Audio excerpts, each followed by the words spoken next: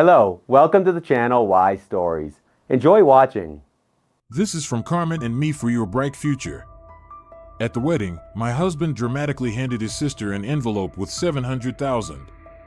That's when I decided to check my banking app, and afterward I stood up from the table with a loud announcement. Elena Garcia Montez looked at the expenses in her banking app while absently twisting the gold wedding ring on her finger. 3 months ago, it had seemed like a gateway to a happy life. Now it had turned into a strange reminder of hastily made decisions. Transfer to Hernandez Dolores, 15,000 pesos, one of the recent transactions glowed. Her mother-in-law was asking for money for medicine again. The 4th time this month. Elena suspected that no medicine actually existed, but she didn't want to argue with her husband. Miguel always met any doubts about his mother's honesty with such fury that Elena preferred to stay silent and transfer the money. After all, she could afford it. At 35, she was a leading marketer in a large pharmaceutical company, had her own 3-room apartment in the city center, and substantial savings. In the hallway, the front door slammed, and the sound of falling boots was heard. Miguel had returned from work. Elena quickly closed the app and put the phone face down. "Hi, sunshine," Miguel smiled as he entered the kitchen and hugged his wife from behind. He smelled of sharp cologne and cigarettes. "How was your shift?" asked Elena, involuntarily noting that his touch still caused a slight trembling in her knees. As usual, he plopped down on a kitchen chair and reached for a bowl of candy. Old ladies at the entrance rustling with shoe covers. Important men from the board of directors pretending not to notice security. Fighting an invisible enemy, he chuckled at his joke. Elena placed in front of him a plate with dinner, which she had thoughtfully kept warm. Miguel was 5 years younger than her. A 30-year-old man with the body of a Greek god and education from 9 grades of a rural school. They met a year ago when Elena came to the village of Los Olivos to conduct marketing research for a new heart medication. Miguel was working at a gas station then and gave her a ride to the hotel. "They're inviting me for extra shifts this weekend," said Miguel, actively working with his fork. "Double pay." "But we have theater tickets," Elena reminded him. She had ordered tickets for the premiere 3 weeks ago. "Oh, that," he waved his hand. "Your theater won't go anywhere. But I'll earn money for a new phone." Elena barely restrained herself from saying the obvious. His security guard salary of 150,000 pesos, which she had secured through her connections, was already indecently high for a person without qualifications, not to mention that she fully paid for their shared housing and living expenses. She remembered how delighted Miguel was when he first entered her apartment. He walked from room to room, touching the furniture and appliances as if he couldn't believe it was all real. In his native village, in his mother's house, there wasn't even an automatic washing machine. Just an ancient apparatus with manual ringing. "Your mother called," said Elena, starting to clear the table. "She asked you to call back." Miguel's face tensed. "What did she want?" "She didn't say, but I think it's about Carmen's wedding." Miguel fished his phone out of his jeans pocket, a new iPhone that Elena had given him for their 6-month anniversary. "Carmen is marrying that tractor driver of hers," he muttered, scrolling through a message. "Next month. Mother wants us to come." Elena inwardly winced. A village wedding was the last thing she wanted. Memories of how uncomfortable she felt during her last visit to her mother-in-law were still fresh. Dolores looked at her with poorly concealed distrust, constantly hinting at the age difference and prying into how much Elena earned. And the endless questions about when grandchildren would appear were completely stupefying. But refusing was impossible. This was her husband's only sister, and her wedding was clearly the event of the year for the entire village. "Of course, we'll go," said Elena, trying to sound enthusiastic. "We'll buy a nice gift." Miguel nodded, but somewhat absently, as if his thoughts were far away. He finished his tea and went to the living room to watch football, while Elena remained in the kitchen, pondering how strangely her life had turned out.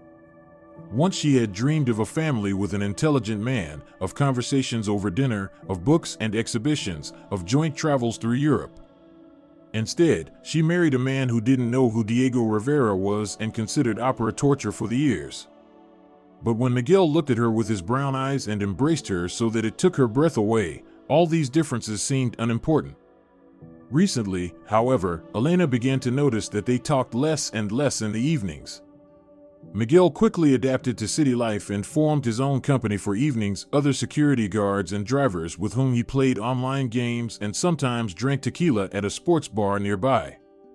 Their marriage, concluded 6 months ago in an ordinary registro civil without a lavish ceremony, increasingly resembled a sort of mutually beneficial cohabitation. Miguel got a comfortable life in the city and a job with a stable income, and Elena got a handsome husband who caused envious glances from her friends and the illusion of family well-being. But sometimes, especially when she once again transferred money to his mother or paid for his whims, Elena caught herself thinking, isn't she living on borrowed time? And what would be the day when she would have to pay back this debt? A week before the trip to her sister's wedding, Miguel became especially attentive and caring. He returned from work with small gifts, prepared dinner himself, albeit simple, and even offered to choose a dress for Elena for the celebration together.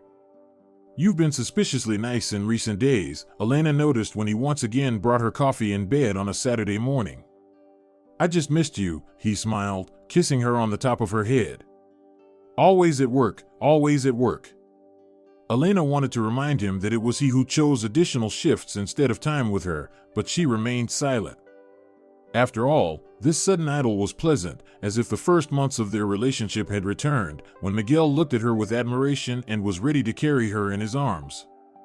The day before departing for Los Olivos, Elena, sorting through documents, discovered something strange. The bank statement showed that her card should have $50,000 more than the app showed. She carefully reviewed all transactions but found no unexplained expense. Deciding it was some bank error, Elena postponed the investigation for later. Now she needed to prepare for the trip. They chose a wedding gift together, an envelope with money. In the village, this is the most practical gift, Miguel assured. And Elena agreed. They decided to gift 50,000 pesos. A generous enough amount, but not provocatively large. On the day of departure, Elena went to the salon in the morning, got her hair styled and had a manicure. She wanted to look impeccable. She knew that village women would examine her like a museum exhibit, evaluating every detail of her clothing and makeup. And although this pettiness irritated her, appearing at the wedding unprepared meant giving an extra reason for gossip. Miguel was waiting for her in the car, a used but well-maintained Toyota, which they bought shortly after the wedding. More precisely, Elena bought it, but the car was registered in Miguel's name. He insisted that the man in the family should be the owner of the car.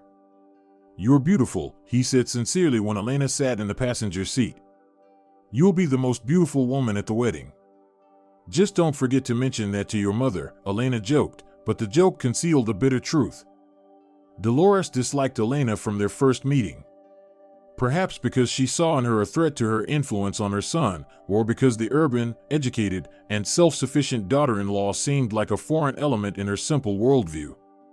In any case, the upcoming meeting with her mother-in-law was the only thing that clouded the trip. The 3-hour journey to Los Olivos passed quickly. Miguel was unusually quiet, driving the car with concentration, only occasionally glancing at Elena. In such trips, their difference in education and interests usually manifested. Elena wanted to discuss the latest book she had read or an exhibition she had visited with a friend, while Miguel could only maintain conversations about everyday trivia or the latest football matches. When the first houses of Los Olivos appeared in the distance, Elena felt inexplicable anxiety. As if intuition was suggesting that this trip would change something in her life, and not necessarily for the better. "We've arrived." Miguel pulled up to a 2-story house with walls darkened by time and bright shutters. The parental home where he and his sister Carmen grew up. Dolores was already waiting for them at the gate. A full-bodied woman in a flowery dress with tightly tied hair in a knot. "Finally showed up," she said instead of a greeting, hugging her son. "Carmen was fretting, thinking you wouldn't come." Elena received a formal cheek-to-cheek touch and an appraising glance. "The dress is new, probably expensive," remarked her mother-in-law, letting them into the yard. "And the earrings. Gold with diamonds? Just cubic zirconia, Elena lied.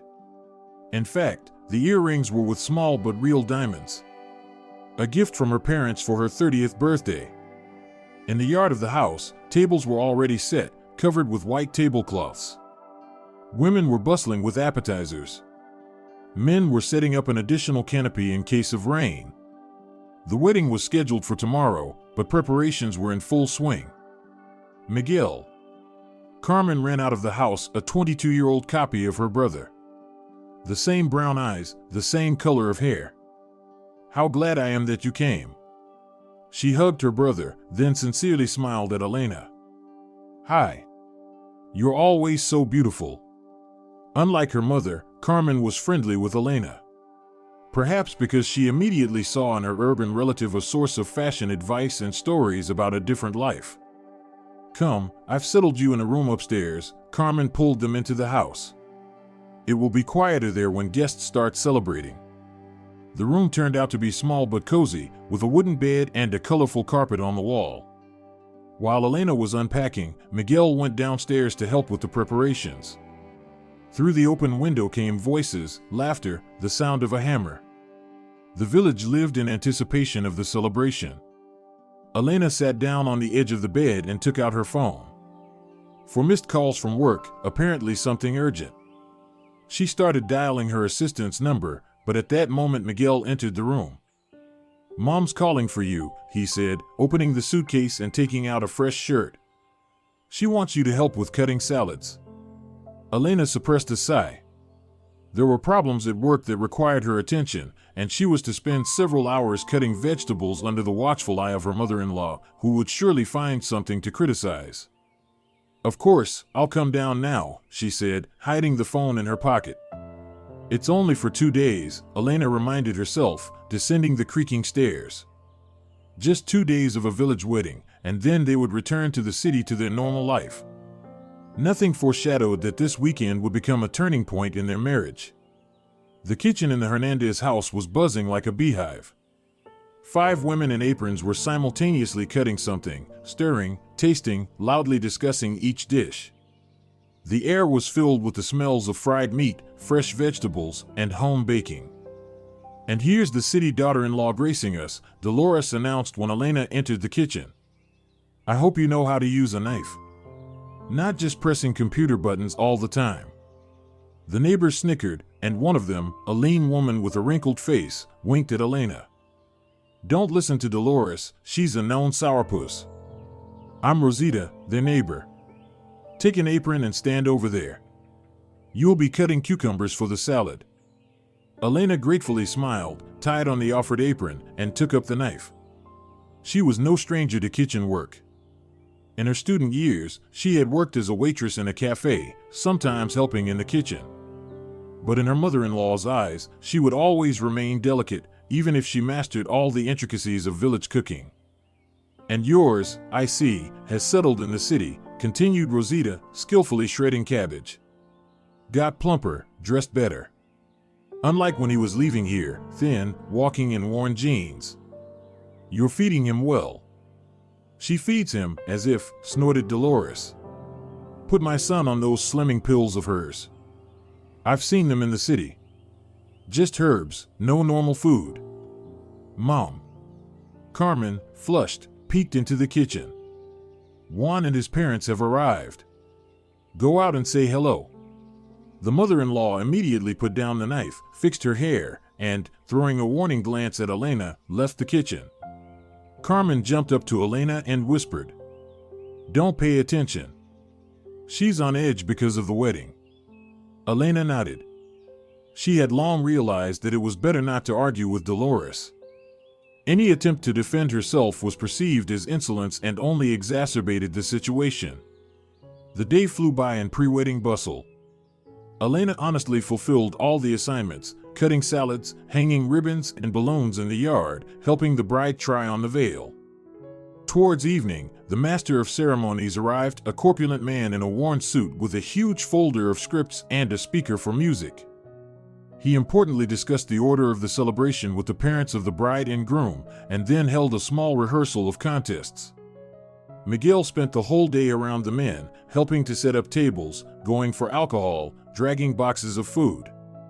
Elena noticed how he was gradually changing. Here, in his native village, he seemed to shed the veneer of city life. He laughed louder, gestured more actively, even began to speak differently. Local words and expressions that he carefully avoided in the city appeared in his speech. In the evening, when the main preparations were completed, a rehearsal table was set in the yard. Nothing like tomorrow's feast, just dinner for the closest, relatives and neighbors who helped with the preparation. But even this modest table was laden with homemade delicacies. Guacamole, pickled peppers, homemade tortillas, pâtés, fried meat, and, of course, tequila and mezcal in bottles.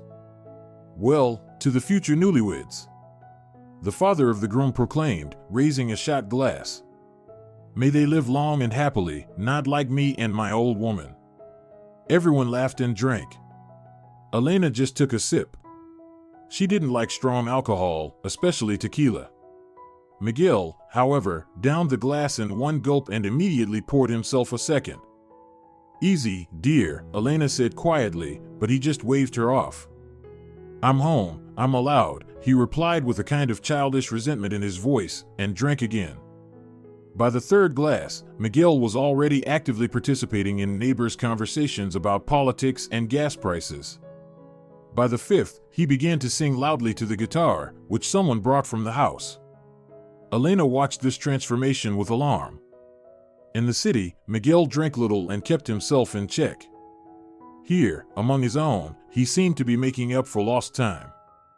Don't worry so much, Carmen sat down next to Elena and handed her a plate with enchiladas. He's always like this when he comes home, then he'll sleep it off and be as fresh as a cucumber. I'm just not used to seeing him like this, admitted Elena. Because he's different in the city. He's playing a role, Carmen lowered her voice. He tries for you to be, well, not so village-like. Wants to measure up. These words made Elena think. Did she really know the real Miguel, or had she all this time been living with a man who was just playing a role, trying to meet her expectations? Closer to midnight, when most of the guests had dispersed, Elena finally managed to persuade her husband to go up to their room. He could barely stand, but continued to insist that it was still early and they needed one more drink. Tomorrow is an important day, we need to get some sleep, she patiently explained, helping him climb the stairs. Important day, Miguel echoed, leaning heavily on her shoulder. Very important. In the room, he collapsed on the bed, fully clothed, and almost immediately began to snore. Elena carefully removed his boots, covered him with a blanket, and sat on the edge of the bed. Outside, the voices of the last guests could still be heard.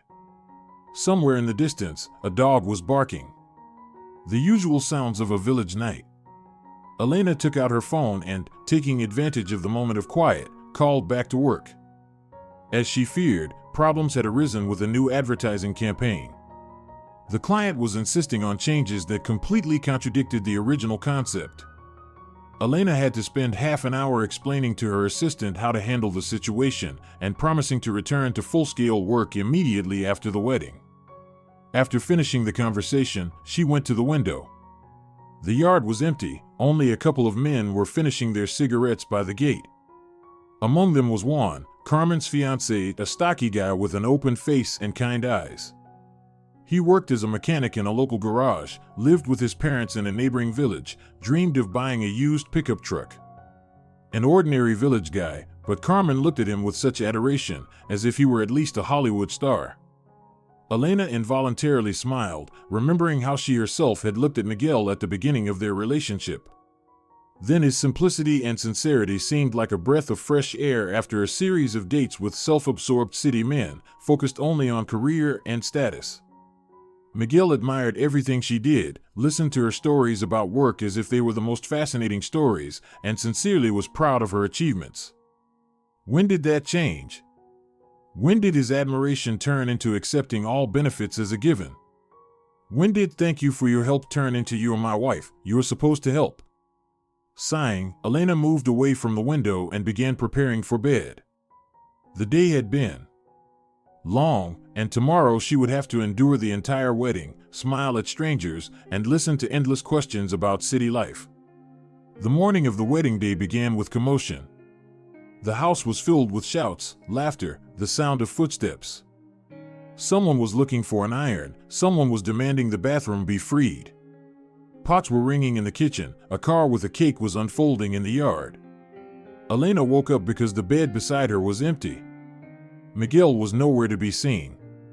His formal suit, however, was still hanging on the back of a chair, which meant he couldn't have gone far. Going down to the first floor, Elena found her husband in the kitchen. He was sitting at the table, holding his head in his hands. In front of him stood a mug with something dark, apparently cucumber brine. "How are you feeling?" asked Elena, trying to hide her irritation. Her husband's hangover was not part of her plans for the wedding day. "As if a construction crew is working in my head," Miguel mumbled, not raising his eyes. "Have you seen my phone?" "In the pocket of your jeans, probably. You fell asleep in them." Elena poured herself some tea and sat across from her husband. Outside, the first guests were already arriving in cars decorated with ribbons and balloons. "We need to get ready," she reminded him. "The bride's ransom will begin soon." According to local tradition, the groom had to ransom the bride from relatives, going through a series of playful trials. Miguel, as the brother of the bride, was to be one of the sellers, demanding a ransom for his sister. Yes, I'll go change now." Miguel gulped down the brine and with visible effort stood up. "Do you know where Mother is?" "I think she's with Carmen in her room helping with the dress." Miguel nodded and headed for the stairs, but halfway turned around. "Listen, do you have cash with you? I need to buy something before the ceremony." "What exactly?" Elena frowned. "Oh, just something for the contests." He waved his hand carelessly. 5,000 should be enough." Elena silently took out her wallet and handed him the money. Deep down, an unpleasant feeling stirred, as if she was being used, but she quickly pushed the thought away. After all, today was a special day for her husband's family. One could overlook the small things. 2 hours later, the Hernandez yard turned into a real festive battlefield. The groom with friends was trying to break into the house where Carmen was waiting for him, and obstacles in the form of the bride's relatives stood in the way, demanding a ransom. Miguel, having already taken a couple of shots for courage, was loudly bargaining, coming up with new trials for his future brother-in-law. "And now poetry," he shouted, standing in the doorway with an unbuttoned shirt. "Compose a poem about my sister, and the rhyme can't be love, give." The unfortunate Juan read with embarrassment, painfully selected words, while his friends shouted variants from behind. Eventually, something awkward was born about eyes like stars and hands like wings, which caused an explosion of laughter from all present. Elena observed this scene from the porch, smiling somewhat forcibly. These village traditions seemed archaic to her and even a little humiliating, making a person beg for his bride as if she were goods at a bazaar. But everyone around perceived what was happening as a fun game, part of the celebration, so she tried not to show her attitude. Finally, after an hour of playful bickering, the ransom was accepted, and the groom gained access to the bride. Juan, sweaty but happy, ran into the house, from where he soon emerged already with Carmen, radiant, in a fluffy white dress and with a bouquet of wildflowers. "Isn't she a beauty?" whispered Dolores nearby. And Elena was surprised to notice tears in her mother-in-law's eyes. "My girl." At this moment, her mother-in-law seemed completely different to Elena, not a grumpy and picky woman, but simply a mother who loves her children and worries about their future. After the traditional sprinkling of the newlyweds with rice and coins, everyone got into cars and headed to the Ayuntamiento, where the official ceremony was to take place. Elena and Miguel were in the second car of the cortege. Miguel at the wheel seemed collected, but Elena noticed how his fingers nervously tapped on the steering wheel. "Is everything okay?" she asked when they stopped for a moment, letting an oncoming truck pass. "Huh? Yeah, of course," he smiled, but the smile came out somewhat unnatural.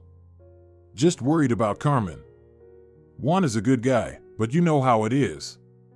They love each other, Elena said softly. That's the main thing. Miguel snorted. Love, sure, but without money, love isn't worth much. They'll live in his parents' house, saving for their own for years. And I married so luckily, he suddenly winked at her and immediately got everything.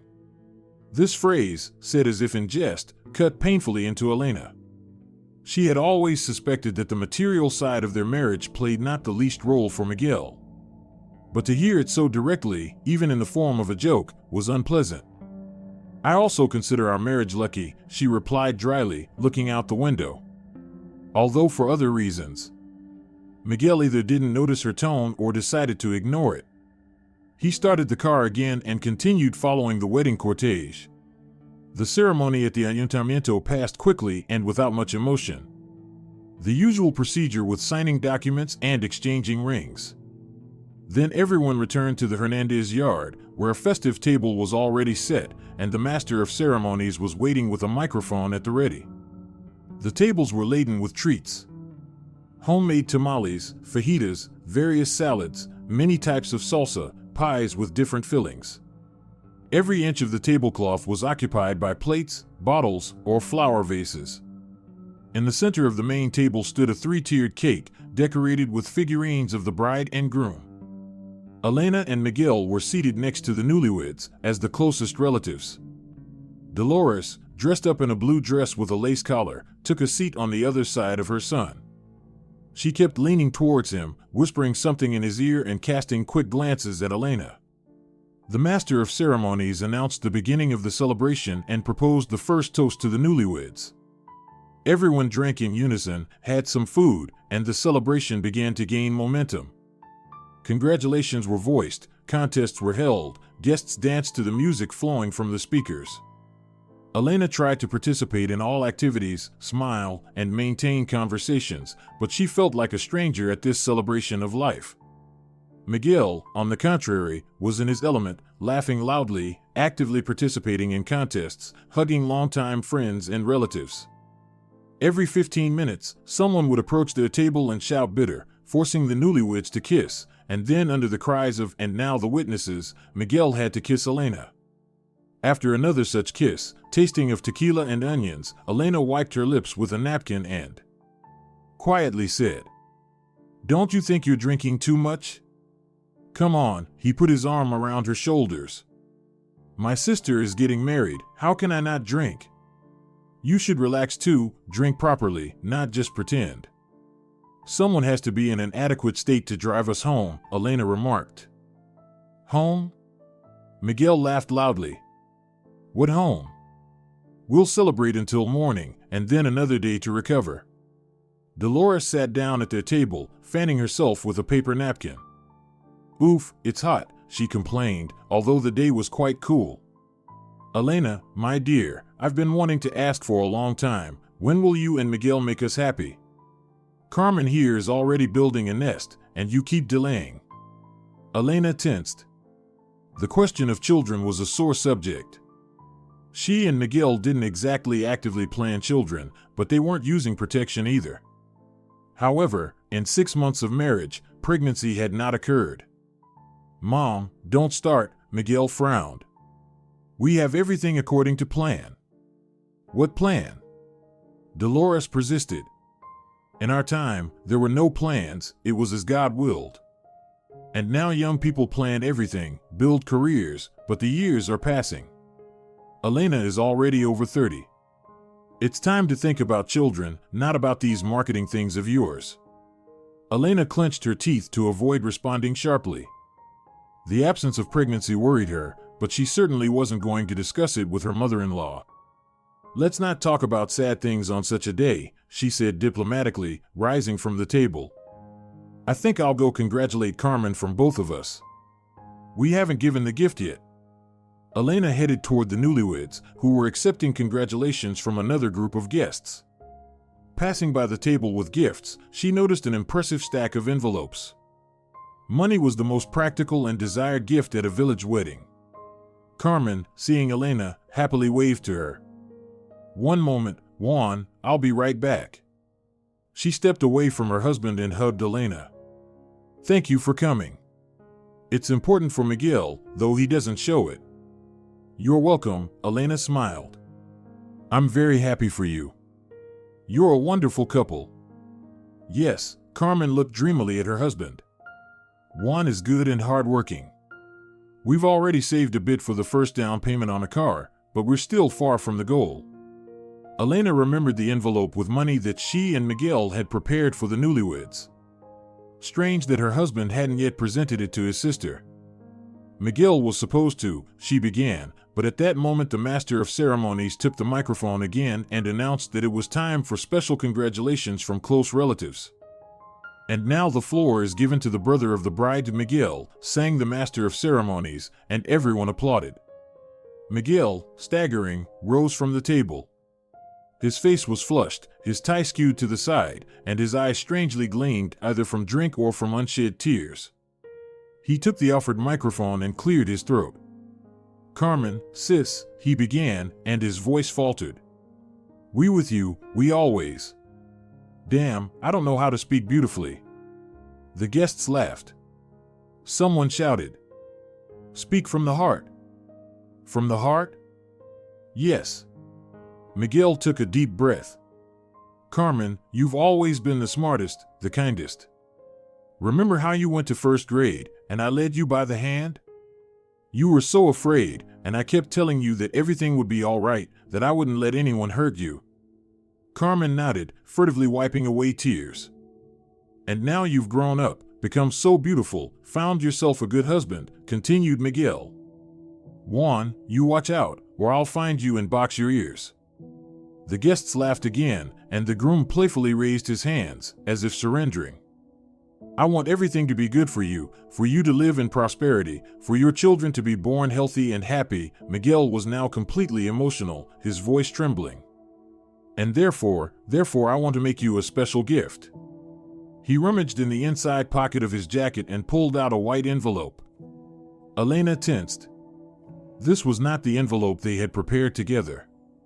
Here, Miguel raised the envelope above his head like a trophy.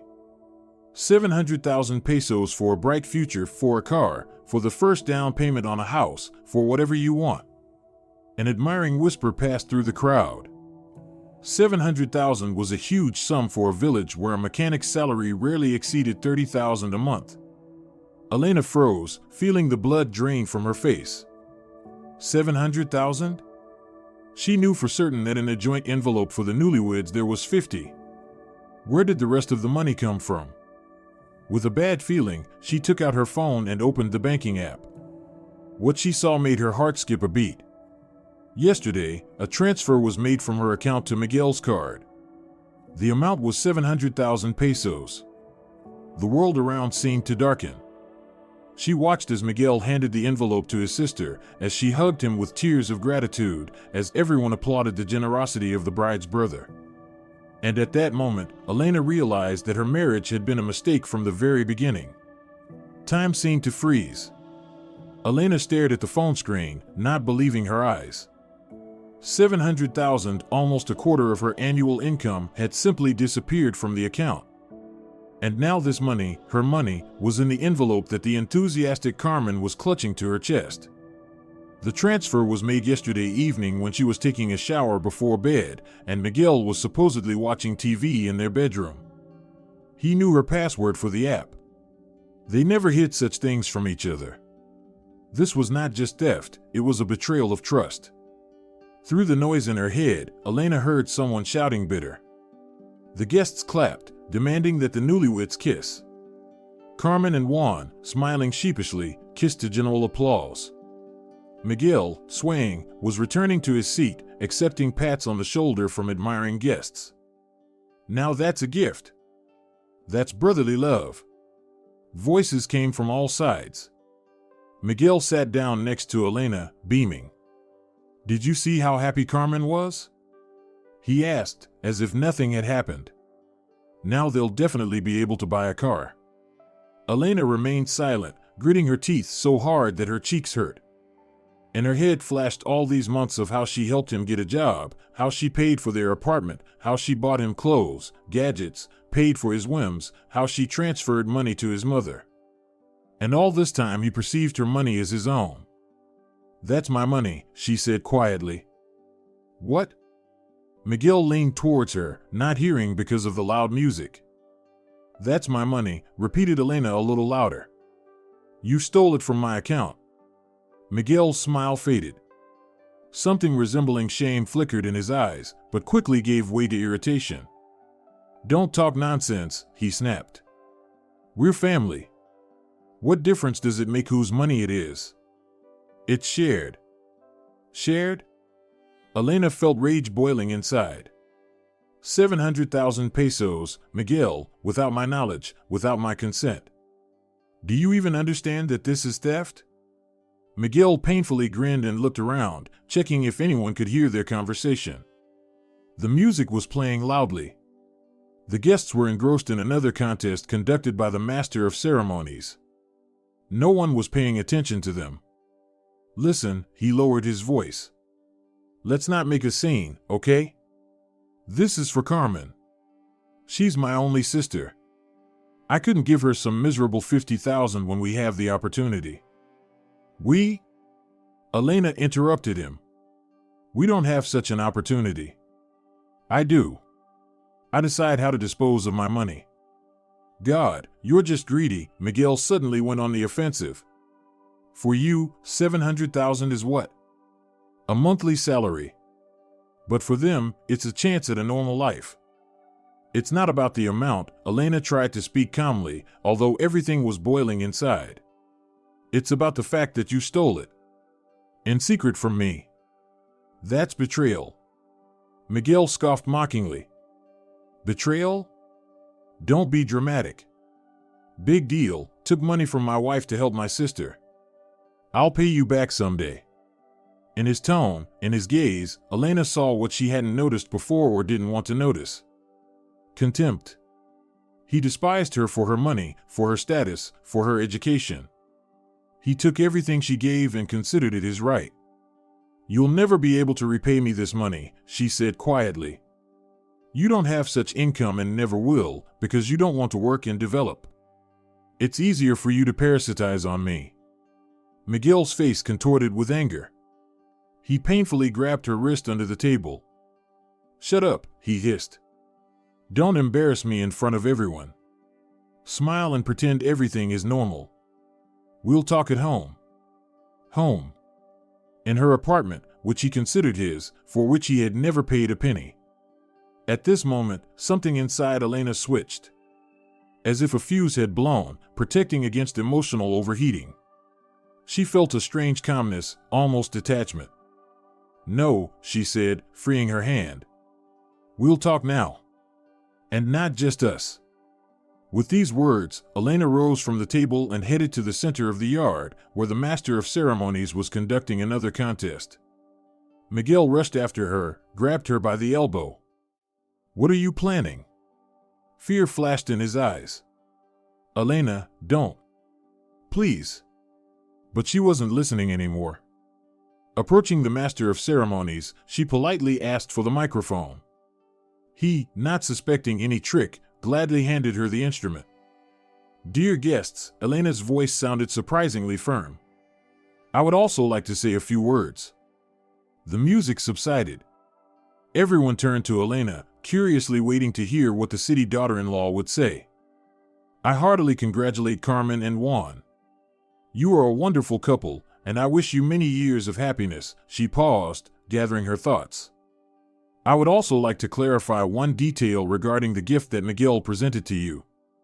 A whisper ran through the crowd. Carmen, standing by the gift table, tensely looked at Elena. Miguel, pale, froze a few steps away, clearly not daring to come closer. 700,000 pesos is indeed a significant amount, continued Elena. "And I'm glad that I was able to help you start a new life," she emphasized the word "I," and from the faces of the guests, it was clear that they were beginning to understand the meaning of what was happening. "The fact is," Elena spoke calmly, almost mundanely, "that this money was transferred from my personal account without my knowledge and consent. Yesterday evening, while I was taking a shower, my husband used my phone and made this transfer." A deafening silence fell. No one moved, coughed, or whispered. It seemed even the birds had stopped singing in the garden. I don't want to spoil the celebration, added Elena, seeing tears appearing in Carmen's eyes. And I'm not asking for the money back. Consider it my gift, but I want everyone to know the truth. With these words, she returned the microphone to the stunned master of ceremonies and headed towards the exit from the yard. She needed to collect her things and call a taxi to the city. Further stay at the wedding had lost all meaning.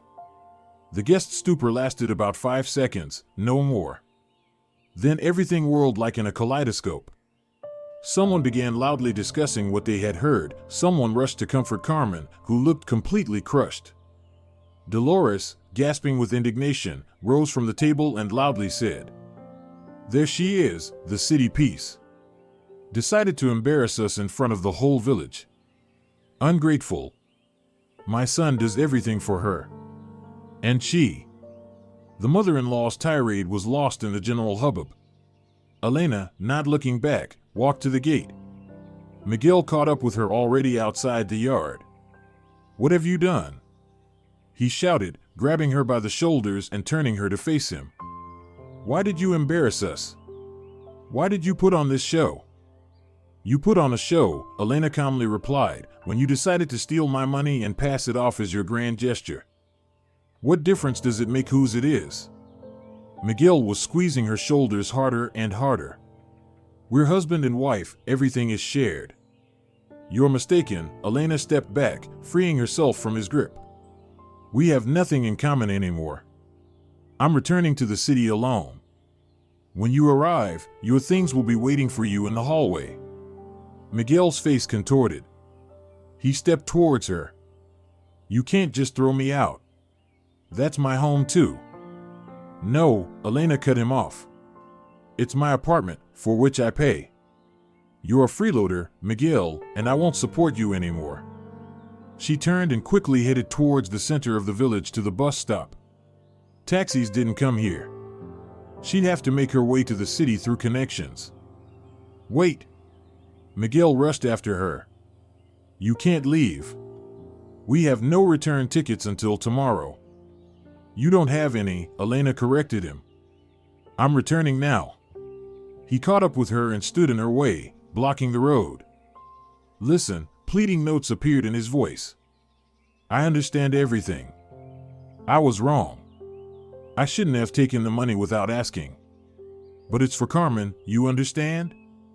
She's my sister. I couldn't give her some pennies in front of everyone." "You could have given what you earned yourself," Elena parried. "If such an amount was important to you, you could have asked. We would have discussed it, but you preferred to steal." "Don't say that," he winced. "It's not theft. Just borrowed. I'll return it, I swear." "You won't," Elena shook her head. "And it's not about the money, Miguel. It's about trust. You destroyed it." She walked around him and continued on her way. Miguel, not knowing what else to say, trudged behind, muttering justifications and promises. So they reached the bus station, a small booth with a schedule on the wall. The next bus to the city was leaving in 40 minutes. Elena sat on a bench and took out her phone. She needed to find a hotel for the night. She didn't want to return to an empty apartment, especially since Miguel might come right after. She needed time to think everything over and decide how to proceed. "Elena," Miguel sat down next to her. His voice sounded more sober now. "Let's go back. I'll explain everything to Mother, to Carmen. I'll say it was a joke, that we agreed in advance." "No," she cut him off. "I won't return to this wedding. And finish this farce of repentance. You're not sorry you stole the money. You're sorry you got caught."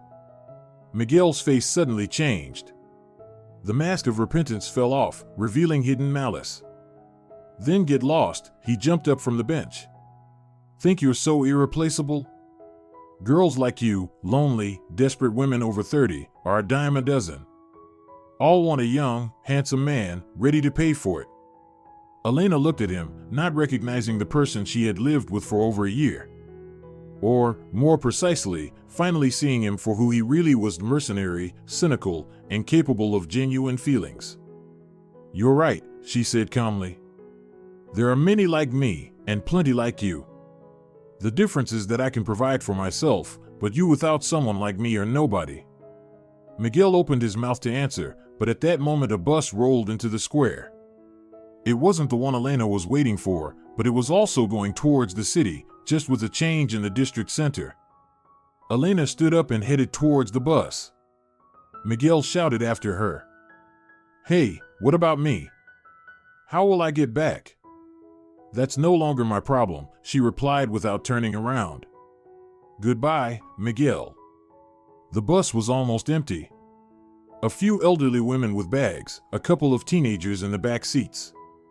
Elena took a seat by the window and watched as Miguel stood at the bus station, confused and angry. At this moment, she felt not relief, but a strange emptiness, as if something important had been taken out of her, leaving a hole that had not yet begun to heal. When the bus started moving, Elena closed her eyes. Only now did she fully realize that her marriage was over, that ahead lay divorce, possibly a scandalous one, a new life, the need to learn again to live alone, without looking back at another person. The phone vibrated in her pocket. Elena took it out and saw a dozen missed calls from Miguel, who apparently had been calling while she sat with her eyes closed. Now Carmen was calling. After a moment's hesitation, Elena answered. "Hello, Elena?" Carmen's voice sounded shaky, as if she had been crying. "Please forgive us. I didn't know it was your money. Miguel said you both decided to make such a gift." "It's not your fault, Carmen," Elena said gently. "You have nothing to do with this." "I'll return this money to you," the girl said resolutely. "Not right away, but I will." "No need," Elena sighed. "It's already been given. Let it be for good luck. Just know that your brother is not who he pretends to be." There was silence on the other end of the line. Then Carmen quietly said, "I know, we all know. Mom just doesn't want to admit it. He's always been like that, took others' things, lied, twisted. But we love him anyway. He's ours." Something in these simple words touched Elena. Yes, they loved Miguel despite all his flaws because he was part of their family. She loved an image created by herself, which turned out to be a lie. "I'm sorry I ruined your wedding," said Elena. "It was wrong of me." "It's okay," there was a smile in Carmen's voice. "It will be something to remember. Besides, the guests have already forgotten everything, got drunk and are dancing." After the conversation with Carmen, Elena felt a little better. At least she bore no grudge against her and her new family. May everything turn out well for them, despite the spoiled beginning. The bus was driving along a country road. Fields, forests, rare village houses floated by. The June sun was setting, painting everything in warm golden tones. In another situation, Elena might have admired this rural idyll, but now her thoughts were far away. In the district center, she had to wait for the next bus for almost an hour. Elena bought a bottle of water at the station kiosk and sat on a bench in the shade of trees. The phone continued to vibrate with calls from Miguel, but she didn't answer.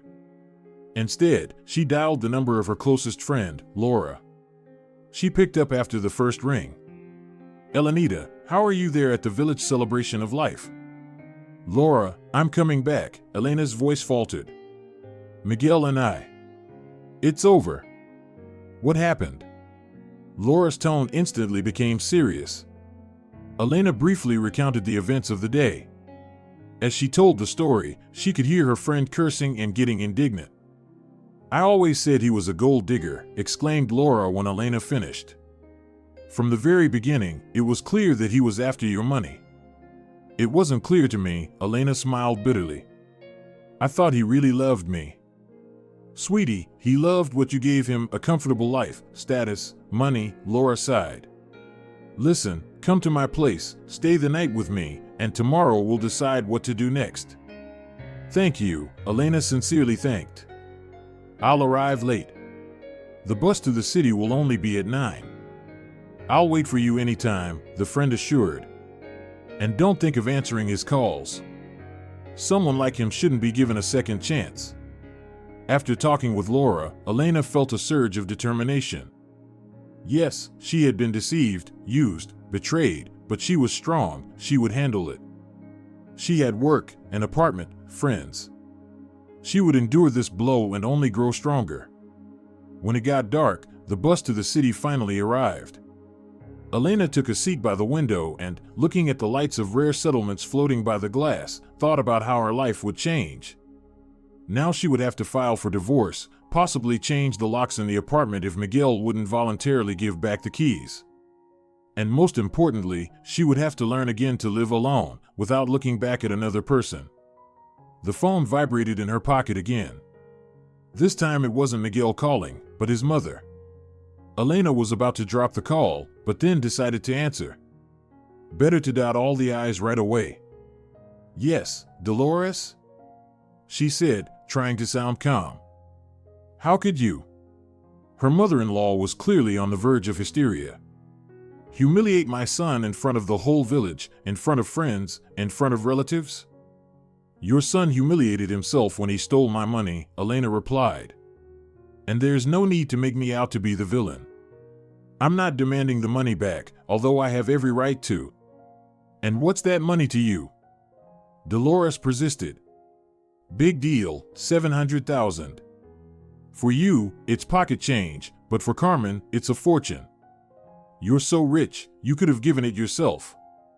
"I was going to give 50,000, Elena reminded her. "That's more than enough for a wedding gift. But it's not about the amount.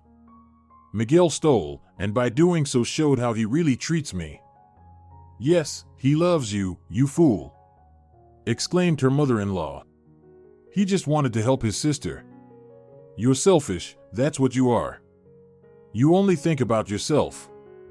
Elena smiled bitterly. Apparently, refusing to be a cash cow for her husband's family automatically made her selfish. "You know, Dolores," she said calmly, "if Miguel really loves me, then he chose a strange way to show it. And now excuse me, but the conversation is over. I don't want to discuss this anymore." She ended the call and turned off the sound so as not to hear how the phone was ringing from new calls. The city lights were already visible outside the window, and Elena felt a strange relief. She was returning to her world, where everything was clear and predictable, where she was the mistress of her life. The bus stopped at the city station just before midnight. Elena got out, stretched, loosening up stiff muscles, and headed for the taxi stand. 20 minutes later, she was already going up to Laura's apartment. Her friend met her with a bottle of wine and hot pizza. "You look awful," she said honestly, hugging Elena, "but that can be fixed. Now we'll drink, eat, discuss everything, and it will get easier."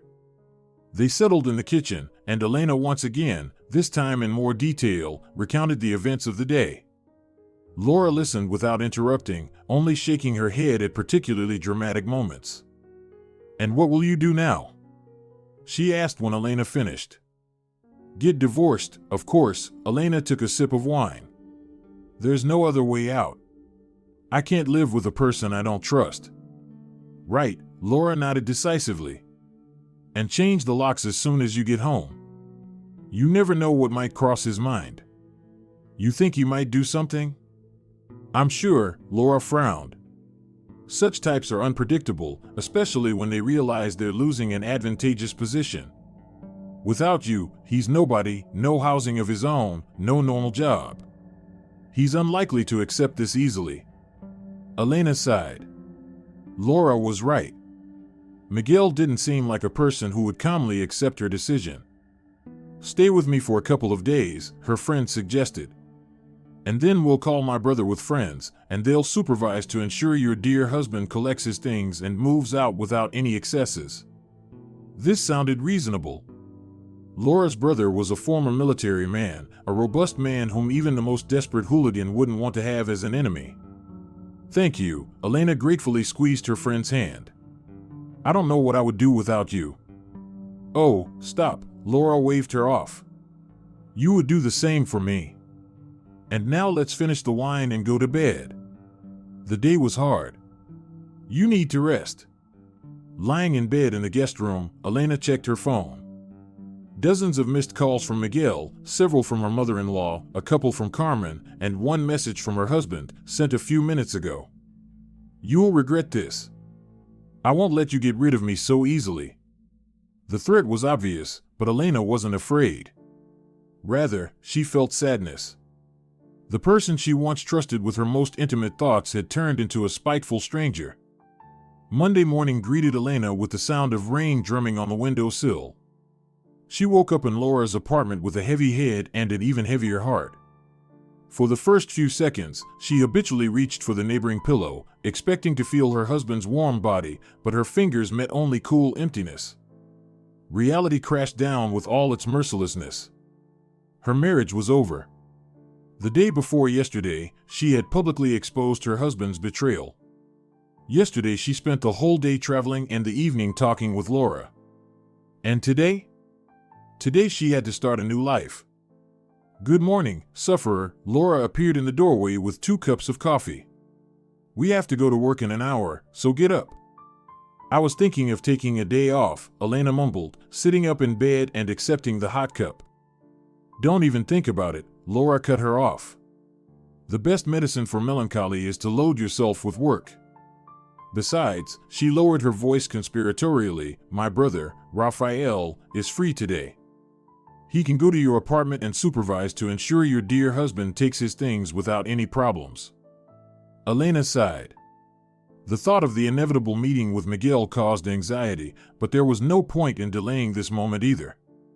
"Okay," she nodded, "but first I need to call a lock service. I don't want him to keep the keys." "I've already called," Laura smiled. "The master will be at your place at 2 o'clock. Raphael will meet him and make sure everything is done properly. And then we'll make a schedule of who and when will spend time in your apartment until the passions subside. Do you think that's necessary?" Elena frowned. "Miguel is angry, of course, but he's hardly dangerous." "Better to be safe," Laura shrugged. "Judging by that message he sent yesterday, the guy is not going to give up without a fight." Remembering the threatening tone of her husband's last message, Elena inwardly shuddered. What if Laura is right? What if Miguel is capable of something truly dangerous or destructive? "All right," she resolutely got out of bed. "We'll follow your plan. But first I need to buy some clothes. I can't appear at work in what I wore to a village wedding." "I've already taken out everything you need," Laura pointed to a neatly folded stack of clothes on a chair. "We're approximately the same size, so it should fit. And there's makeup in the bathroom." Elena gratefully hugged her friend. How lucky she was to have such a person nearby, thoughtful, caring, ready to support in a difficult moment. An hour later, they were already in a taxi to the business center where the pharmaceutical company's office was located. Elena felt a strange mix of emotions, anxiety about the upcoming break with Miguel, relief that she would no longer have to live in a lie, and some illogical feeling of guilt, as if she was to blame for the collapse of their relationship. "Stop punishing yourself," Laura said, as if reading her thoughts. "You didn't do anything wrong. It was he who betrayed your trust." "I know," Elena sighed. "It's just, maybe I did something wrong? Maybe if I had paid more attention to his needs, he wouldn't have." "Stop," Laura raised her hand. "This is a classic trap. If I were a better wife, he wouldn't have cheated on me. If I cooked better, he wouldn't have raised his hand against me. This is self-deception, Elena. Miguel is an adult man who made a conscious choice to rob his own wife. And no actions of yours could have prevented this." Elena silently nodded. Logically, she understood that her friend was right, but emotionally, she was still looking for her own fault in what happened. "Besides," continued Laura, "you did too much for him already. Provided housing, paid the bills, found him a job with a salary that people like him usually only dream of. And, on top of everything else, supported his mother. What else were you supposed to do? Write his name in your will?" This last phrase suddenly echoed strangely in Elena's head. She actually was planning to include Miguel in her will on their 6-month wedding anniversary. Good thing she didn't have time to do it. At the office entrance, she and Laura parted ways. Laura worked at another company in a neighboring building. They agreed to meet for lunch and discuss further actions. The workday flew by unnoticed. Elena immersed herself completely in solving problems with the advertising campaign, held meetings, answered letters and calls. Colleagues, noticing her unusually focused expression, tried not to bother her with trifles. No one knew about what happened at the wedding, and Elena was glad of this. The last thing she wanted now was to discuss her personal life. During the lunch break, Raphael, Laura's brother, called. "Everything is in order," he reported in his calm, confident voice. "The locks have been changed, the old keys are with me. Your husband hasn't appeared." "Thank you." Elena felt relief. "Will you stay there?" "Yes, as agreed," confirmed Raphael.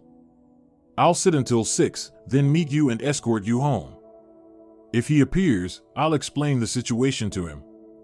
Calmly, without conflicts. Elena somehow doubted that everything would be without conflicts, but now she was comforted by the fact that a reliable person was in the apartment, capable of handling any situation. Around 4 o'clock, Carmen called her.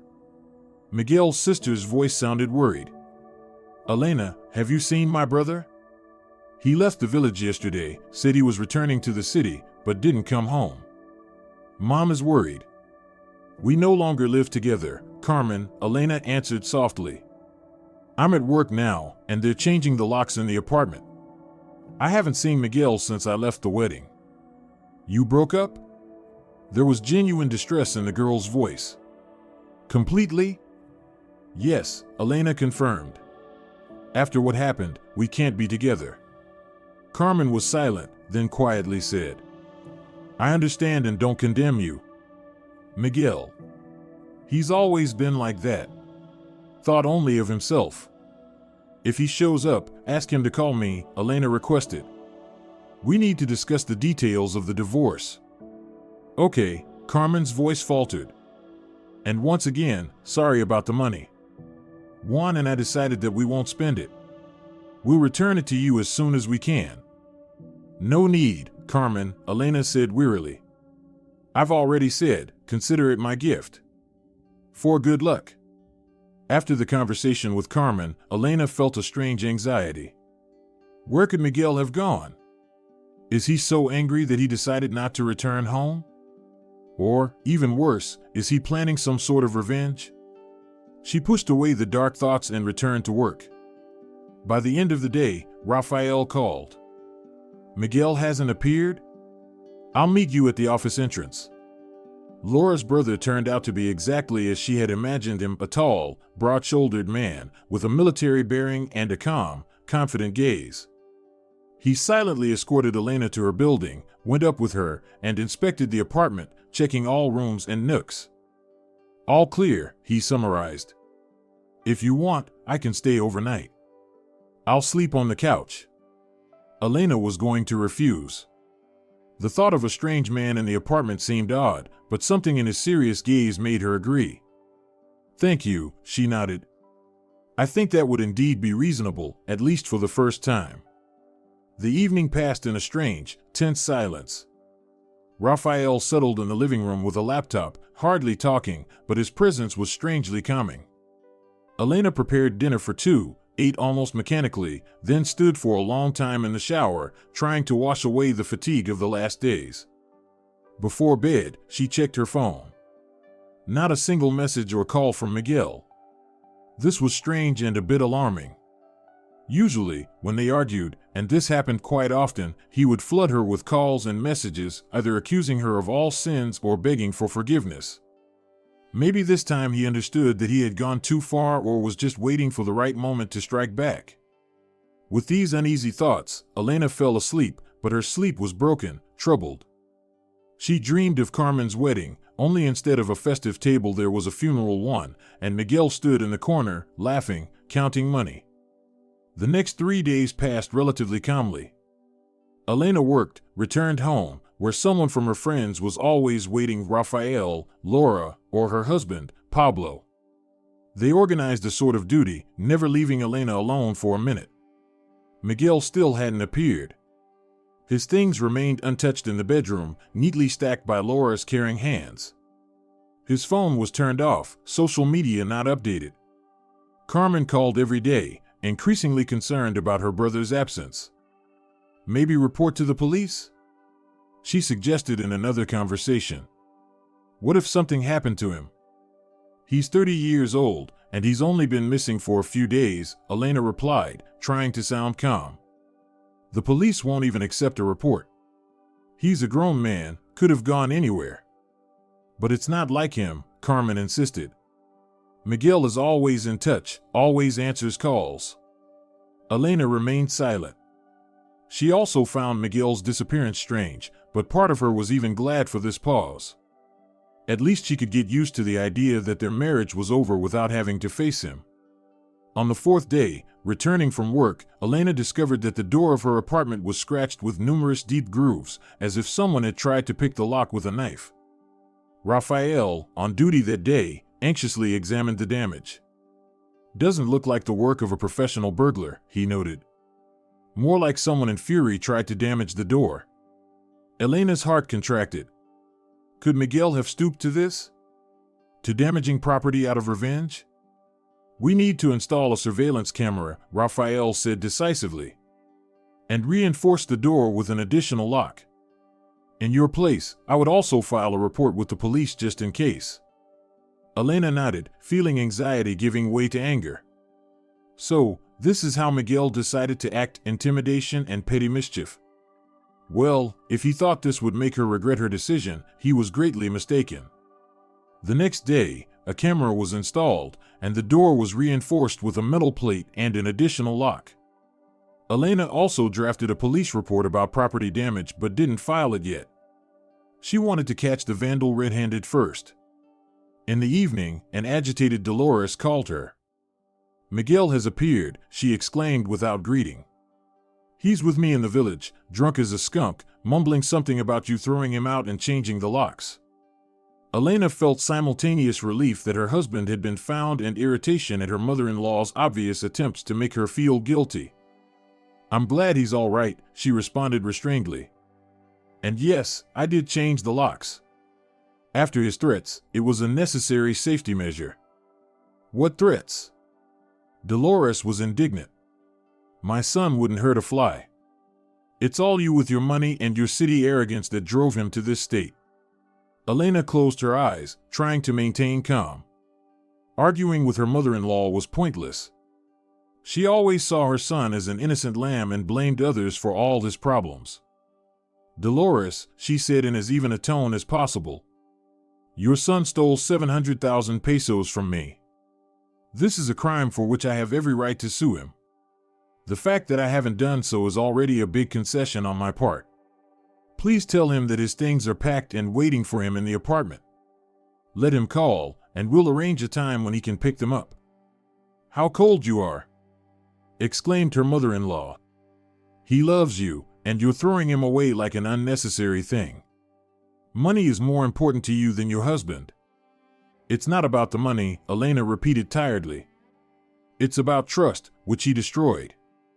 We're no longer on the same path. Please, just relay what I said. She ended the call without waiting for a new stream of accusations and collapsed exhausted onto the couch.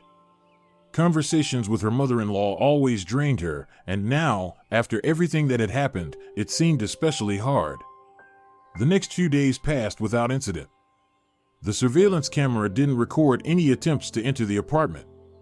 Miguel's phone remained off. According to Carmen, he stayed in the village, helping his mother around the house and drinking a lot. Elena began to relax a bit. Maybe Miguel had decided to back off after all? Accepted their breakup as inevitable. Rafael and Laura also thought the danger had passed and gradually reduced their duty to evening checks. Exactly 1 week after the wedding, returning from work, Elena found a disgusting pile of trash under her apartment door, rotten vegetables, scraps, even something resembling cat litter. All this filth had been neatly dumped right in front of her door, so when Elena opened it, she inevitably stepped into the mess. The camera recorded a tall man in a hoodie who quickly ran up the stairs, emptied the contents of a bag, and hurried away. His face was not visible, but the figure and gait left no doubt it was Miguel. Rage mixed with disgust flooded Elena. She called a cleaning service, paying 3 times as much for the urgency, and while the cleaners were scrubbing the hallway floor, she filed a police report. This time, she was determined.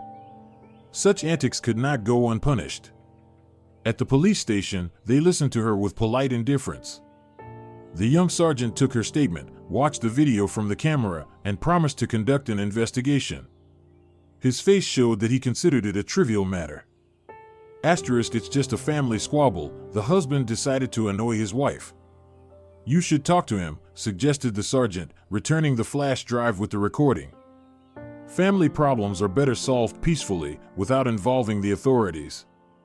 Elena gritted her teeth to keep from saying everything she thought about this approach.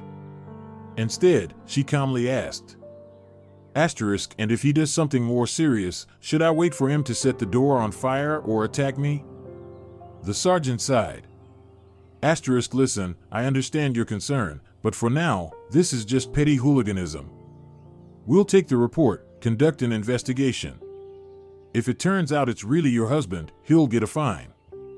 But if you're worried about your safety, you can go to court for a protective order. Elena nodded. A protective order was at least something. She decided to consult with a lawyer about this procedure the next day. Returning home, she found several missed calls from Carmen. Calling back, Elena heard a worried voice. Miguel is missing. He left the house last night, said he was going to town to sort things out, and hasn't contacted me since. I'm afraid he might do something stupid. Elena told Carmen about the pile of trash under the door and her visit to the police. Oh God, how shameful, whispered Carmen. I never thought he'd go so low. I'm sorry, please. I'll talk to him when he shows up. Better tell him to stay away from me, Elena replied harshly. Next time, I won't be so lenient. If he shows up near my apartment again, I'll make sure they arrest him. After the conversation with Carmen, Elena sat in the kitchen for a long time, looking out the window at the night city. It was bitter to realize that the person she was supposed to spend her life with turned out to be so petty and malicious that his feelings for her, if they ever existed, easily turned into hatred.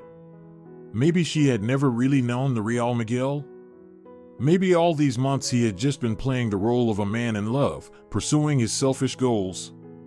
Thinking back to the beginning of their relationship, Elena now saw many warning signs that she had ignored back then. His excessive interest in her career and income, the excessive compliments that didn't match the situation, the willingness to adapt to her tastes and habits, even when they clearly contradicted his own preferences. All the signs of calculated manipulation were there, but she, blinded by the suddenly ignited feeling, didn't want to notice them. Well, thought Elena, lesson learned. I won't be so naive anymore. 2 weeks passed without incident. Miguel hadn't appeared or tried to contact either Elena or Carmen. According to her mother-in-law, he had found some job in the district center and rented a room there. Elena sincerely hoped that this crisis had passed and they would be able to part ways civilly. She had already filed for divorce, consulted with a lawyer about asset division, although there wasn't much to divide. Everything accumulated during their marriage officially belonged to her, and she was gradually returning to a normal life. One evening, returning home after hanging out with Laura, Elena discovered that she couldn't insert the key into the lock. Something was blocking it. She shined her phone flashlight and saw that matches were inserted and broken in the keyhole, an old known way to annoy a neighbor. She had to call a locksmith, who spent almost an hour poking at the lock before he could extract the match fragments and restore the mechanism's functionality. All this time, Elena stood in the hallway, boiling with anger. A childish, nasty trick, more evidence of how low Miguel had sunk. The camera this time didn't catch the offender. Apparently, he approached from the other side, knowing of its existence. This indicated that Miguel was acting deliberately, not in a blind rage. The next day, Elena applied to the court for a protective order, providing all available evidence of harassment. The judge, an elderly woman with tired eyes, carefully reviewed the documents and, to Elena's surprise, took the case seriously. "Such cases are often underestimated," she said. "It starts with petty mischief and ends with physical violence. I'll issue an order prohibiting your husband from approaching you, your home, and workplace closer than 100 meters. It will be in effect until the end of the divorce process." Receiving the document, Elena felt some relief. Of course, a piece of paper by itself won't stop a person bent on revenge, but now she had a legal basis to call the police if Miguel appeared near her home again. She sent a copy of the order to Miguel through Carmen, hoping it would sober him and make him stop these childish antics. "I hope you understand that I'm not joking," she wrote in the accompanying message. "One more stunt, and you'll end up behind bars. Think about your life, Miguel. You're 30 years old, and you're behaving like an offended teenager." There was no response, but Carmen reported that her brother had received the documents and looked very depressed. "He doesn't talk about it, but I think he's realized he's gone too far," she said. "Mom is trying to turn him against you, but it seems even she is beginning to understand that this marriage can't be saved." After that, silence fell. No mischief, no calls or messages. Miguel seemed to have disappeared from her life, limiting himself to rare formal contacts through lawyers during the divorce process. 6 months passed. Elena sat on the balcony of her new apartment, located in a quiet area on the opposite end of the city. In her hands, she held the just-delivered documents finalizing the divorce. She was officially free again. On the table next to her stood a cup of aromatic coffee and lay a small box with wedding photos, the only thing she had preserved from that life. The divorce process turned out to be surprisingly simple. Miguel, apparently realizing that he had lost more than he gained by his action, didn't claim any jointly acquired property and agreed to all of Elena's conditions. As she learned from Carmen, with whom she occasionally still communicated, Miguel had indeed found a job in a neighboring town, rented a room, and seemed to even have started dating some local girl. Carmen and Juan were slowly building their life, and the gifted money was indeed used for the first down payment on a house. Elena was glad that at least someone benefited from this story. Elena put aside the documents and took a deep breath of the evening air. The pain of betrayal sometimes still reminded her of itself, but it was no longer so acute. She had rethought many things over these months. Understood that in the pursuit of an ideal family, she had closed her eyes to things that should have been seen earlier. That sometimes the fear of loneliness makes us accept people who are not suitable for us. "Are you ready?" Laura's voice brought her back to the present. Her friend came out onto the balcony in a new dress, ready to go out. "The table is reserved for 8. Today we're celebrating 2 events, Elena's final divorce and her promotion to marketing director. In recent months, she had thrown herself completely into work, but now she understood it was time to return to a full-fledged life." Ready, Elena smiled, putting the documents in a desk drawer. She took the box with wedding photos and, hesitating for a moment, dropped it into the trash can. Absolutely ready. Later, sitting in a restaurant surrounded by friends, raising a glass to a new chapter in her life, Elena caught herself thinking that the story with Miguel, for all its painfulness, had become an important lesson. She had become stronger, learned to better understand people, and, most importantly, understood the value of herself. To new beginnings, she proposed a toast, looking at the lights of the evening city. "And to never allowing others to determine your value," added Laura, clinking glasses with her. Elena smiled. The gold ring that once seemed like a gateway to a happy life had long been sold. With the proceeds, she bought herself an elegant bracelet, a reminder that she is the creator of her own destiny. The past was left behind, and ahead awaited a new life, perhaps not ideal, but real and belonging only to her. If you're enjoying it as well, leave a like and subscribe to the channel.